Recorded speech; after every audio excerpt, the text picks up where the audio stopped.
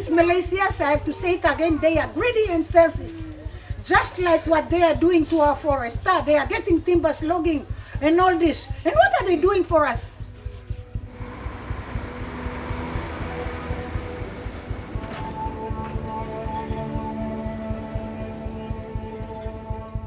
Papua New Guinea merupakan sebahagian daripada hutan hujan tropika ketiga terbesar di dunia.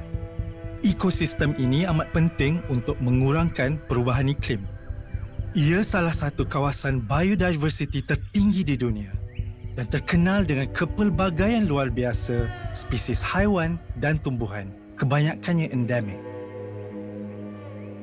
Hutan hujan Papua New Guinea masih meliputi kira-kira 70% daripada keseluruhan negaranya. Namun, hutan ini sedang terancam. Semenjak 30 tahun yang lalu, syarikat pembalakan dari Malaysia telah merampas tanah serta memusnahkan hutan dan sumber kehidupan masyarakat di Papua New Guinea. The people up there, they are getting money. But as for us, the indigenous and landowners, nothing. Sekurang-kurangnya 15% daripada hutan telah ditebang, menjadikan Papua New Guinea pengeksport kayu-kayan tropika terbesar di dunia. They're all after the road lots. It's our land, our resources, but in the end we lose out. Okay. There is a map of PNG that has logging concessions everywhere, right? Some already in operation, others yet to be. Hari ini, hampir seluruh negara Papua New Guinea diliputi konsesi pembalakan atau kelapa sawit. Syarikat-syarikat asing berminat mendapatkan lesen berskala besar untuk menebang kawasan hutan yang lebih luas di bawah satu lesen yang dikenali sebagai Forest Clearing Authorities. The Forest Clearance Authority, the arrangement is to clear fell forest for agricultural purposes. For example, oil palm. And this is unsustainable. You can't compensate or offset all the forest that is gone for oil palm. Lesen FCA ini sepatutnya membolehkan penembangan hutan secara besar-besaran bagi tujuan pertanian serta membawa pembangunan kepada masyarakat setempat.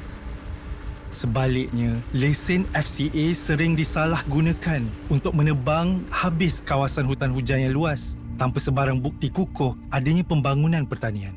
So FCA is a very quick way of grabbing land and grabbing resource in Papua New Guinea. FCA kini menjadi antara punca utama kehilangan hutan di Papua New Guinea. Sekurang-kurangnya 1.68 juta hektar hutan hujan primer kini terancam akibat lesen FCA. Wilayah West New Britain, East New Britain dan Sundown kini menjadi tumpuan utama aktiviti pembalakan yang semakin giat dijalankan di Papua New Guinea. Analisis mendedahkan bahawa 65 daripada 67 lesen FCA dikawal oleh syarikat yang mempunyai kaitan dengan Malaysia. Ini merangkumi 97% daripada keseluruhan lesen FCA. Beberapa individu yang dikaitkan dengan Malaysia telah dikenal pasti. Mereka berdepan tuduhan pembalakan haram, penipuan dan pelbagai salah laku lain. Sebahagian mereka mempunyai kaitan dengan keluarga berpengaruh dalam politik serta syarikat pembalakan utama yang berpengkalan di Sarawak. Logging throughout Papua New Guinea is controlled by Malaysians. Malaysians are everywhere, cutting our forest.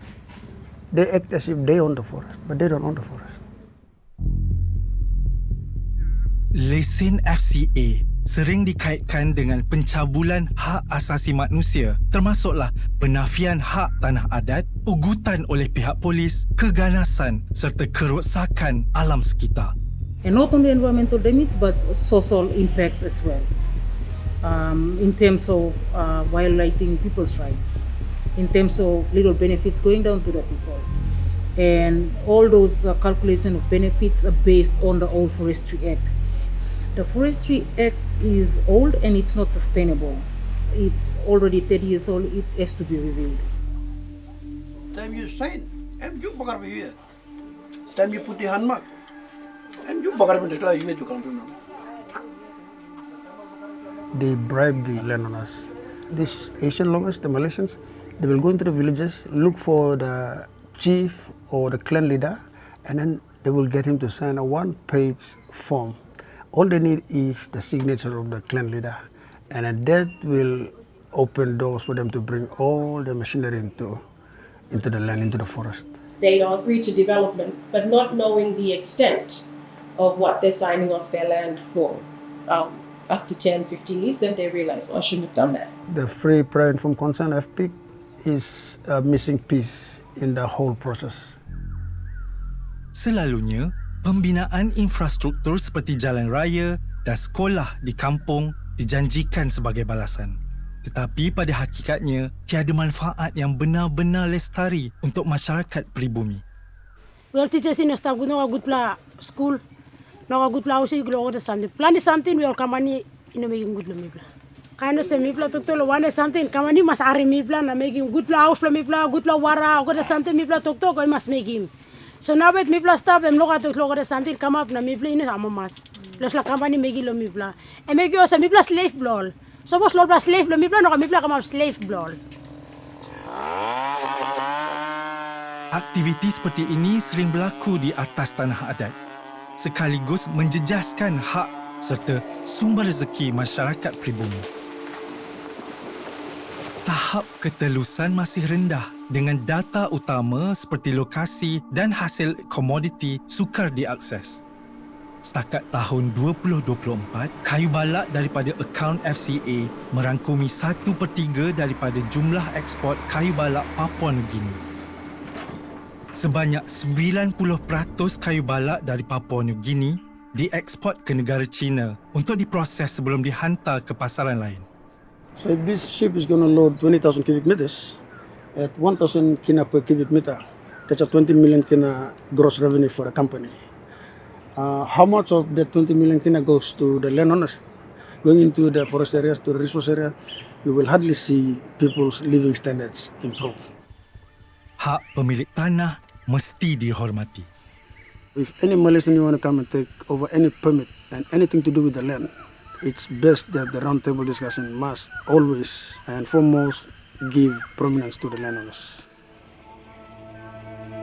Perampasan tanah oleh Malaysia di Papua Nugini mesti dihentikan. Bantu kami dengan menandatangani petisyen hari ini. Maklumat lanjut di stopfca.org.